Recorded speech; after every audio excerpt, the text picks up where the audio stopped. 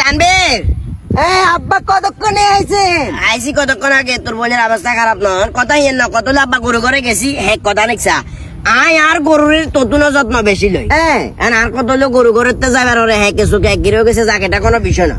গরু ইয়ে রেখে খাদ্য রাদ্য খাবাস না, ইয়ে তো লাগে শরীর দুর্বল হয়ে গেছে, কাটতে উতরেছে, কোনো লোয়া শোয়া না, এনে করে চাইছি কুতকুতাই চাইছি ডাইরেক্ট। আরে আব্বা এরাই খাবার দাবার গুম বানা দিছি। আয় আপনারা কাহিনী বলি, আর ঘরেতে বই টিকটক ভিডিও বানাইয়েন না, এতে কালা হাম্বা হাম্বা এইটা করেন না।